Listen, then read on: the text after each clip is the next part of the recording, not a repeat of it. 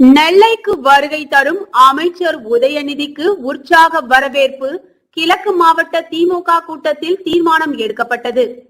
முதலமைச்சர் மு.க.ஸ்டாலின் வழிகாட்டுதலின்படி நெல்லை கிழக்கு மாவட்ட திமுக செயற்குழு கூட்டம் இன்று மகாராஜா நகரில் உள்ள கிழக்கு மாவட்ட திமுக அலுவலகத்தில் நடைபெற்றது.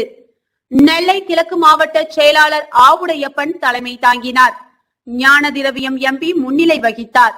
இக்கூட்டத்தில் கலந்து கொண்டவர்கள் தலைமை செயற்குழு உறுப்பினர்கள் வக்கீல் பிரபாகர பாண்டியன், மாநில தொண்டரணி ஆவின் ஆறுமுகம், மாணவர் அணி அமைப்பாளர் அலெக்ஸ் அப்பாவு, மாவட்ட துணை செயலாளர் தமயந்தி, வள்ளியூர் யூனியன் சேர்மன் சேவியர் ராஜா, ஒன்றிய செயலாளர் போர்வெல் கணேசன், ஜோசப் பெல்சி, ஆரோக்கிய எட்வின், வக்கீல் அணி அமைப்பாளர் செல்வ சுடாமணி, மாவட்ட இளைஞர் அணி அமைப்பாளர் ஜான் ரவீந்தர், ராதாபுரம் ஒன்றியம் பிரமுகர் நெல்லை ரகுமான், சிவந்திப்பட்டி இசக்கிபாண்டி மற்றும் பலர் கலந்து கொண்டனர்.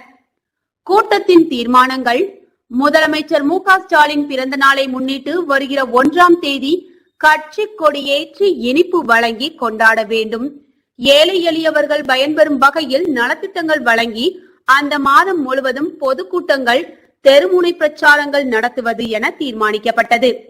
வருகிற 17ஆம் தேதி மாலை மற்றும் 18ஆம் தேதி ஆகிய 2 நாட்களில் நெல்லை மாவட்டத்தில் உள்ள பல்வேறு நிகழ்ச்சிகளில் பங்கேற்கும் விளையாட்டுத்துறை அமைச்சர் உதயநிதி ஸ்டாலினுக்கு உற்சாக வரவேற்பு அளிப்பது.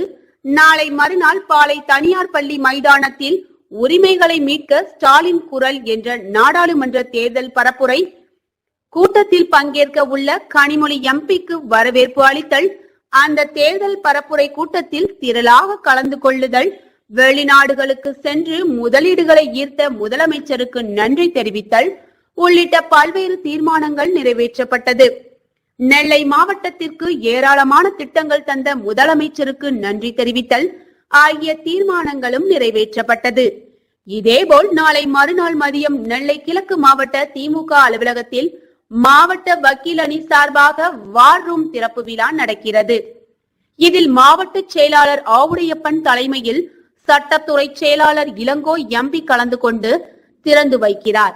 இதில் வக்கீல் அணியினர் திரளாக கலந்து கொள்வது என்பன உள்ளிட்ட பல்வேறு தீர்மானங்கள் நிறைவேற்றப்பட்டது.